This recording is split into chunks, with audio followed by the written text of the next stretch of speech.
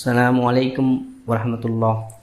எல்லாம் வல்ல அல்லாஹ் அன்பும் அருமையான கிருபையும் நமக்கெல்லாம் வந்து சிரட்டுமாக. பேரன்புக்குரிய அல்லாஹ்வின் நல்லடியார்களின் அற்புதமான அமலை பார்க்க இருக்கின்றோம். இதன் பெயர் துஆவே கன்சுல் அர்ஸ். கன்சுல் என்றால் பொக்கிஷம், புதையல் என்று அர்த்தம். அர்ஸ் என்றால் அல்லாஹ்வுடைய அர்ஸ். அல்லாஹ்வுடைய அரசிலிருந்து பெறப்பட்ட பொக்கிஷமாக இதை பார்க்கப்படுகின்றது. இந்த துஆவை ஓதுவதால் கிடைக்கும் பயன்கள் மிக மிக அதிகம். இறை நேசர்கள் துஆவை கன்சுல் அர்ஸ் தினமும் ஓதக்கூடியதாக இருந்தார்கள். ஃபஜ்ருக்கு பிறகு அல்லது இசா பிறகு ஒரு முறை இந்த துஆவை கன்சுல் அர்ஸ் ஓதினால் 10 பயன்களை எழுதியிருக்கின்றார்கள்.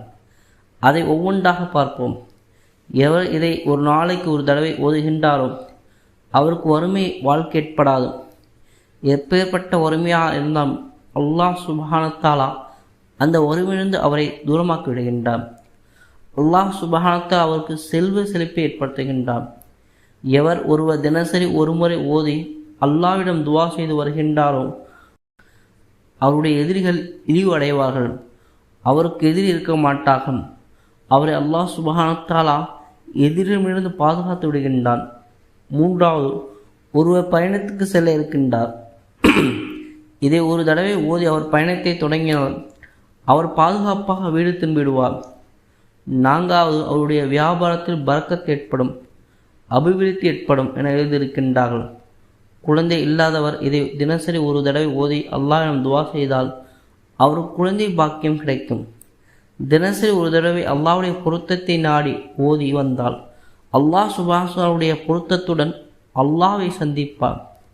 ஏழாவது, தினசரி ஒரு முறை ஓதினால் ஜின் சைத்தான் இருந்து செய்வினை இருந்து அவரை அல்லாஹ் சுப்ஹானஹு தஆலா பாதுகாத்து விடுகின்றான்.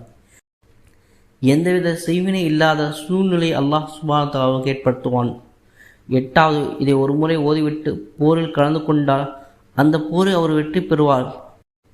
அவருக்கு யாராலும் தோல்வி தர முடியாது. ஒன்பதாவது, பூமி, வானம் மற்றும் எந்த ஒன்றுக்கும் அவருக்கு தீங்கு ஏற்படுத்த முடியாது. தினசரி ஒரு முறை ஓதினால். பத்தாவது, தினசரி ஒரு முறை இதை ஓதினால் இவை அனைத்தும் நிறைவேற்றப்படும், அனைத்து தேவைகளும் நிறைவேற்றப்படும் என எழுதியிருக்கின்றார்கள். இதை ஒரு முறை ஓதி மழை தண்ணீரில் ஊதி குடித்து கொண்டால் அந்த தண்ணீர் பழசாக இருக்கக்கூடாது. உடனே மழை தண்ணீர் குடித்தால் என்றால் அனைத்து விதமான செய்வினையிலிருந்து அல்லாஹ் சுப்ஹானஹு தஆலா பாதுகாத்து விடுகின்றான்.